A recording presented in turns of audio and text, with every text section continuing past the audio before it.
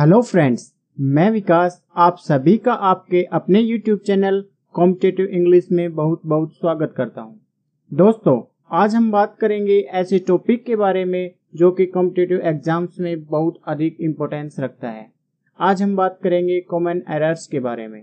दोस्तों, common errors की बात करें तो कॉम्पिटिटिव एग्जाम्स में कॉमन एरर्स के 5 से 6 क्वेश्चंस जरूर पूछे जाते हैं। फ्रेंड्स, इस वीडियो में मैं कॉमन एरर के कुछ ऐसे रूल्स के बारे में डिस्कस करूंगा जिनके क्वेश्चंस पिछले कुछ वर्षों से बार बार एग्जाम्स में पूछे गए हैं, और इन रूल्स को समझाने के लिए जो क्वेश्चंस लिए गए हैं वो भी एग्जाम्स में पूछे हुए हैं। ये सभी रूल्स एंड क्वेश्चंस बहुत ही इंपॉर्टेंट है। सो फ्रेंड्स, ये वीडियो शुरू से लास्ट तक जरूर देखें। तो चलिए दोस्तों, शुरू करने से पहले मैं आपको बता दूं, अगर आपने इस चैनल को सब्सक्राइब नहीं किया है तो प्लीज सब्सक्राइब कर लीजिए। अगर आपने पहले से ही सब्सक्राइब कर लिया है तो thank you very much. Friends, ये वीडियो आपको अच्छी लगे तो लाइक करना न भूलें। तो चलिए फ्रेंड्स, शुरू करते हैं। पहला क्वेश्चन देखते हैं। Many a men have come to India from Bangladesh to live here permanently। देखो फ्रेंड्स, इस क्वेश्चन में पार्ट ए में एरर है। एरर क्या है? यहाँ पे हैव की जगह हैज का यूज होगा। देखो फ्रेंड्स, रूल क्या होता है? मैनी ए के बाद हमेशा सिंगुलर वर्ब का यूज होता है, और अगर अकेला मैनी हो तो उसके बाद प्लूरल वर्ब का यूज होता है।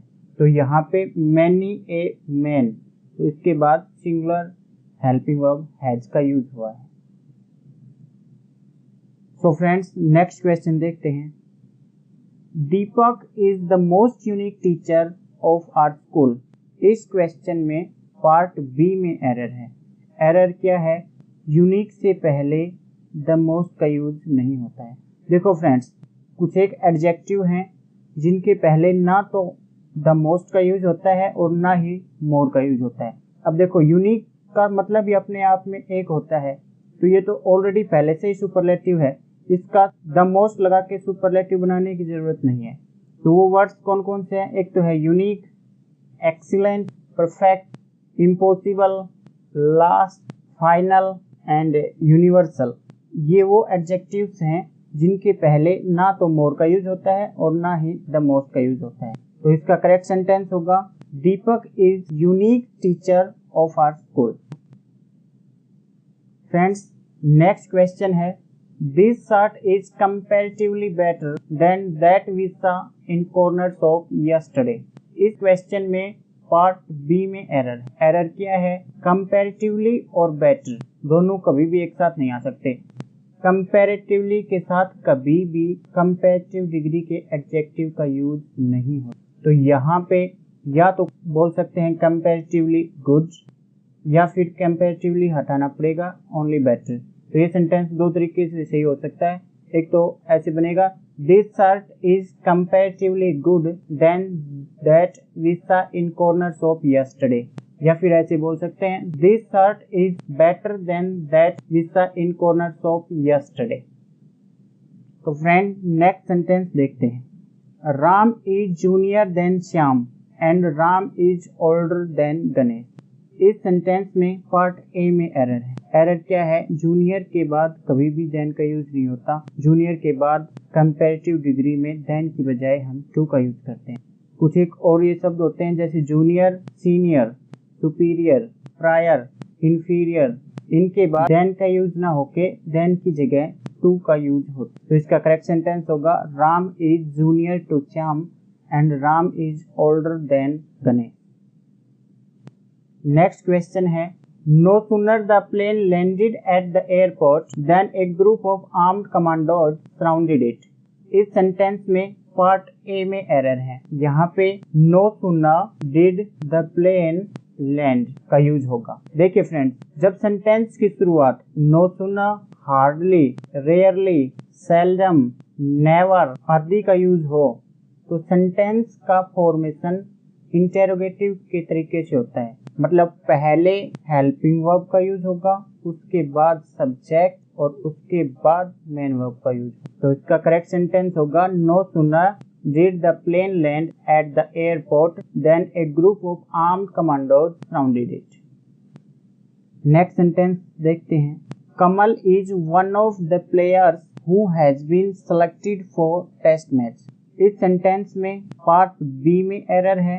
एरर क्या है? यहाँ पे हैज की जगह हैव का यूज होगा. देखो फ्रेंड्स, जब relative pronoun who, which, that किसी सब्जेक्ट को वर्ब से जोड़ता है तो वो वर्ब है वो उस सब्जेक्ट के अकॉर्डिंग होगी जो उस प्रोनाउन का एंटीसीडेंट है. एंटीसीडेंट का मतलब उस प्रोनाउन से जस्ट पहले जो सब्जेक्ट आया है उसके अकॉर्डिंग होगी. और हु से जस्ट पहले प्लेयर्स हैं जो कि प्लूरल है तो इसके अकॉर्डिंग हैज की जगह प्लूरल हेल्पिंग वर्ब हैव का यूज होगा. तो करेक्ट सेंटेंस होगा Kamal is one of the players who have been selected for test match. Next sentence है villages after villages was swept away in the recent flood occurred in several districts of our state. इस sentence में part A में error है. यहाँ पे villages after villages की जगह village after village का यूज होगा. देखो फ्रेंड्स, जब किसी प्रेपोजिशन के दोनों ओर सेम नाउन हो तो वो हमेशा सिंगुलर फॉर्म में होती है. जैसे hand to hand, row upon row. इसका करेक्ट सेंटेंस होगा village after village was swept away in the recent flood occurred in several district of our state. Next sentence देखते हैं. I visited Ram's and Sita's house and found the couple missing. इस sentence में part B में error है. यहाँ पे Ram's and Sita's house की जगह राम एंड सीताज हाउस का यूज होगा. देखो फ्रेंड्स, जब दो लोगों का पोजीशन एक ही वस्तु से हो तो अपोस्ट्रोफी एक ही नाउन में लगता है और वो भी बाद वाली नाउन में. तो इसका करेक्ट सेंटेंस होगा I visited Ram and Sita's house and found the couple missing. Next question है how long it takes to travel from Delhi to Mumbai by train. इस सेंटेंस में पार्ट ए में एरर है. इस सेंटेंस का फॉर्मेशन क्वेश्चन की तरह होना चाहिए था, इंटेरोगेटिव होना, और यहाँ पे सिंपल सेंटेंस की जगह इसका फॉर्मेशन दे रखा है. तो इसका करेक्ट सेंटेंस होगा how long does it take. देखो फ्रेंड्स, क्वेश्चन का फॉर्मेट होता है सबसे पहले हम क्वेश्चन वर्ड लिखते हैं, उसके बाद हेल्पिंग वर्ब, उसके बाद सब्जेक्ट और फिर मेन वर्ब आती है. तो इसका करेक्ट सेंटेंस है how long does it take to travel from Delhi to Mumbai by train.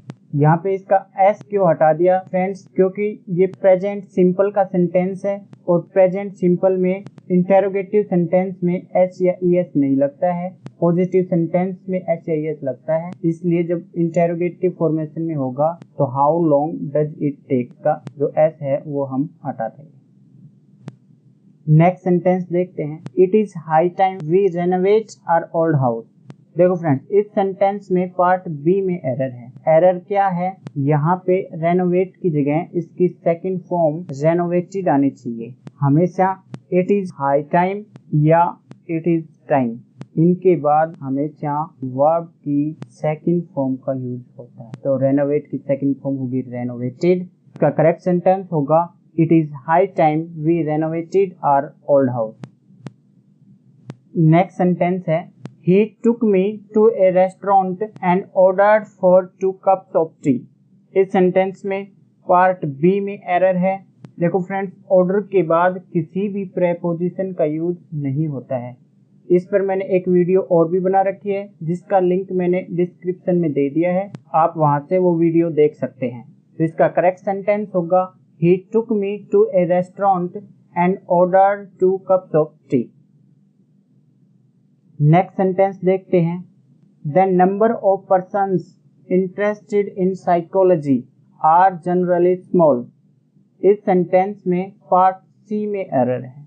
यहाँ पे आर की जगह हेल्पिंग वर्ब इज का यूज होगा. द नंबर ऑफ के बाद हमेशा सिंगुलर वर्ब का यूज होता है और ए नंबर के बाद हमेशा प्लूरल वर्ब का यूज होता है. देखो फ्रेंड्स, ये थोड़ा कंफ्यूजिंग है.